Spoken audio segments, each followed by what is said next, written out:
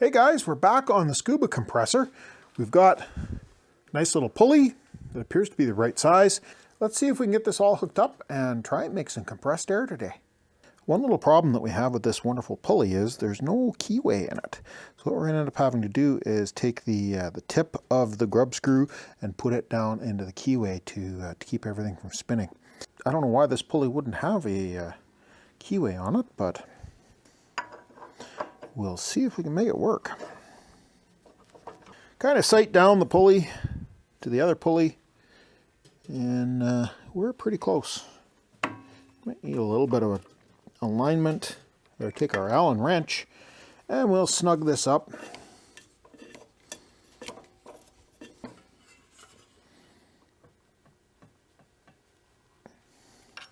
Quite honestly, I would prefer to have a keyway in there, but this will do for now.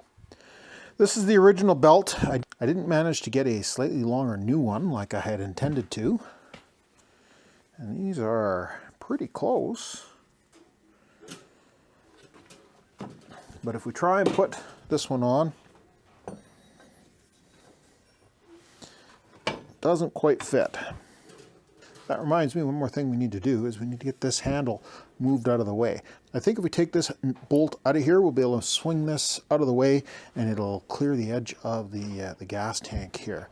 One thing I could try in the future, if we decide we're going to keep everything all set up this way, is we could remove this gas tank from the motor and mount it, solidly to this arm somehow, or come up with another approach, maybe make some offset brackets so that it's up a little higher and further back. Something along those lines to just give us a little bit more clearance here.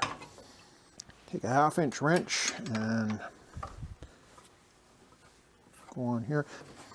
Okay, that gives us just a little bit more flexibility there. We'll put the original belt back on. Not a permanent solution by any means, because it is it's not in the best of shape, but it does fit on there. Let's double check the compressor oil level, and I would say we are up on the mark in the right spot. Oil looks reasonably clean, good enough for testing, I think.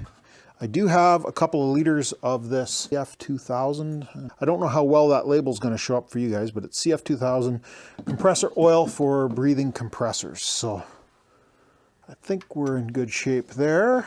Let me move some tools out of the way. We'll spin this thing around and see if we can make it fire up. Before we get too carried away trying to fire this up, I would really like to change the angle on this pull start so that it comes straight up. This going back towards the compressor head is probably not ideal. Harbor Freight is nice enough to give us multiple mounting points for the recoil.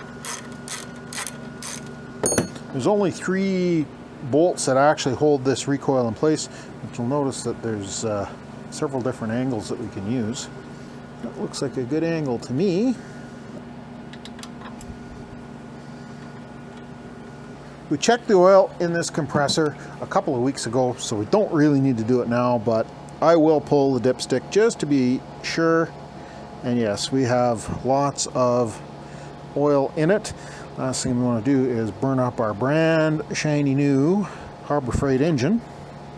The spring here doesn't really have any tension on it yet, but we can adjust that once we see how everything is going to run here.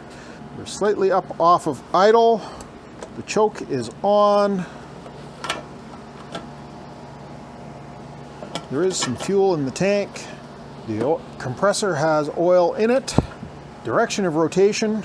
We've got an arrow here, shows us what direction we need to go. Pull on the cord, and we definitely are turning in the right direction.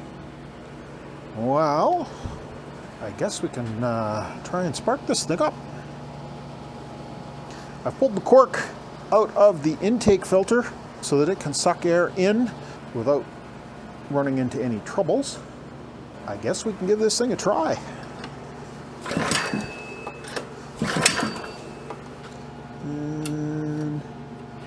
can't really see the label on the kill switch that's in here, so I don't know whether we were in the run position or in the stop position. I heard some air.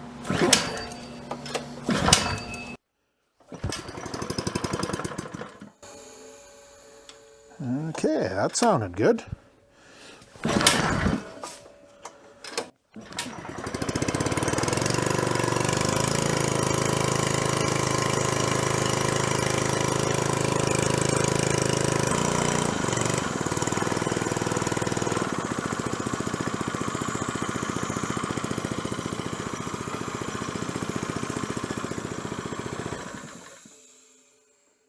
That is definitely making pressure.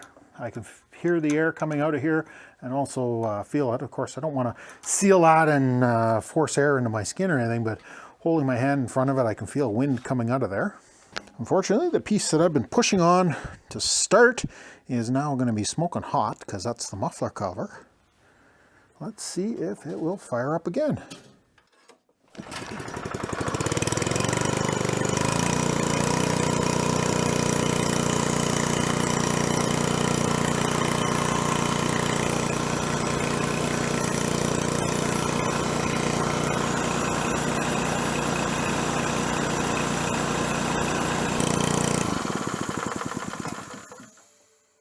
Well, that is definitely progress.